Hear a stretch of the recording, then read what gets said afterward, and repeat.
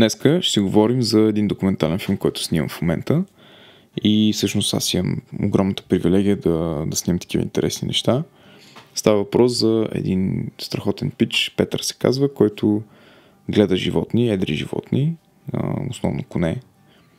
И освен това, той не е просто животно гледач, но е и страхотен фотограф, от който аз мога само да се уча, и той снима на филм, на плаки, изключително голямо форматни камери и прави много интересни неща, но няма да сега да ви разказвам целият документален филм.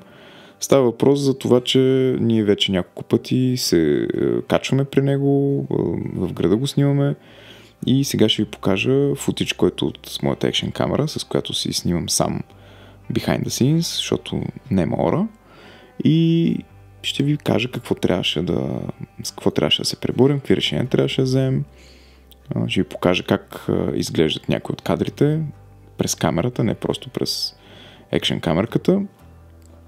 И следващото видео ще бъде пък за интериорните кадри. Днес сме само на екстериорите. И както виждате, започваме с ставането и пътуването. Станахме в 5, даже малко се успахме, за което може да съм, а може и да не съм виновен. Но така или иначе камерата, с която снимаме, е Blackmagic 6K Full Frame, която честно казано не е най-добрата камера за ниска осветеност. Така че така или иначе това, което в момента виждате на екшен камерата, Blackmagic най-вероятно нямаше да успее да го види като хората, и то поне не и с обектива, с който снимахме, който е един стар зум обектив, за който съм закачил анаморфен адаптер, просто за да ми е лесно да сменям фокални дължини, както и да е. Та станахме рано, качихме се на колата и тръгнахме към Петър. Като идеята беше, че аз се опитах камерата да бъде максимално сглобена, така че в момента, в който слеза от колата, буквално слагам vlog батерията и започвам да снимам веднага, защото знаете, в тези магически часове, т.е. Blue Hour и Golden Hour, абсолютно всяка минута от значение, и ако се шугавите напред-назад с ригване и така нататък, ще изгубите много ценни мигове. Както обикновено, аз винаги проповядвам това да се снима на контражур, което означава срещу светлината, и винаги субекта, било то човек, кон или каквото и да било друго, се старае да бъде между мен и в случая слънцето.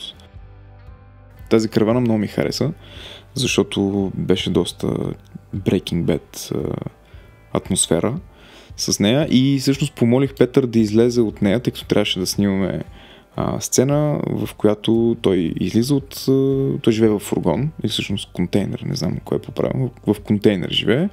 Тази каравана му е помощната, както и да е. И трябваше да излезе, да гледа животните, да заснем как започва неговия ден. Като в случай аз го помолих да излезе от караваната, не от контейнера, просто защото изглежда по-добре. Аз съм фен на по-винтич нещата, така че не пречи на историята, не я променя, пък и прозорците на караваната са леко изпъкнали и наистина много хубаво, както виждате. Много приятно така улавят светлината и я отразяват. Също така е редно да се каже, че когато снимате някой навън, и то с такива гледки, шир и така нататък, е много важно да може да покажете какво се случва около този човек. Затова снимайте в дълбок стоп бленда. В случая използвам ND4, което са 2 стопа на камерата, и в повечето случаи снимах между T8 и T11, като естествено, когато вече се смърчи, отворих на T3,5, което всъщност е така най-отвореното състояние на този обектив. Не съм снимал през целия ден, тъй като камерката е с ограничен капацитет storage, както и батерията не може да издържи цял ден снимане, така че съм снимал сутринта, през деня, един момент и вечерта.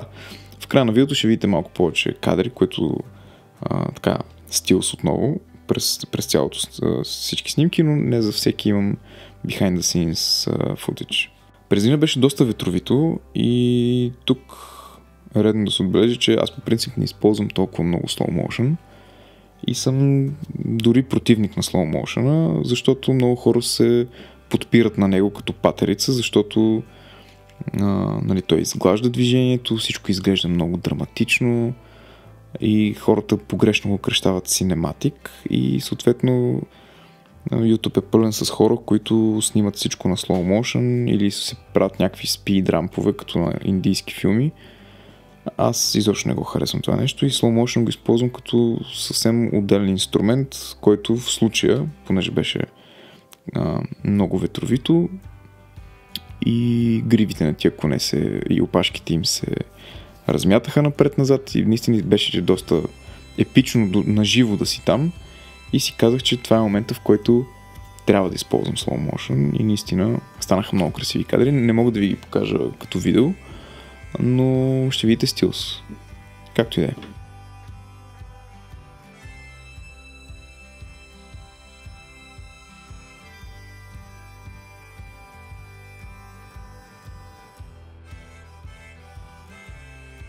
В края на деня, понеже беше доста облачно и се смрачи не малко, отворих обектива на максимум, махнах ND-то, тия неща няма смисъл да ви ги обяснявам, вие си ги знаете. Но интересното беше, че тъй като аз снимам с лът, който съм си окачил на камерата, понеже аз винаги грейдвам всичките ми видеа, започвам с лът, който е база за грейда. И като цяло не разбирам снимането без лът.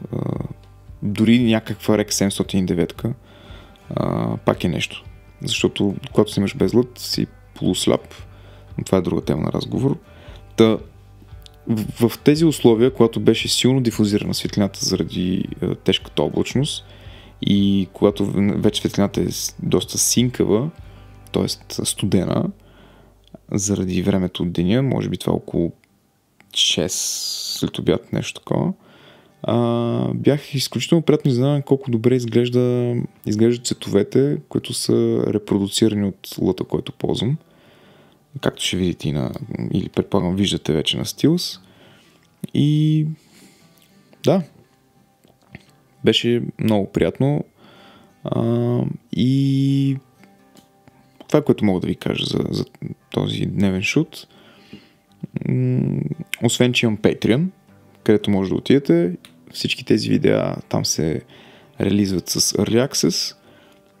Имате възможността да получите допълнителен контент. Аз пиша статии от време на време, като постове в Patreon, където пояснявам в по-големи детайли какво правя, с каква техника, защо го правя, качвам тестове, които си правя с техника, осветление и така нататък. И както винаги, нали, сега в днешни времена е много модерно човек да има Discord, и аз имам Discord, който е към Patreon, така че можем да си говорим, да си гикваме, да си нърдваме и всички тия думички, които нашите баби и дядовци не разбират.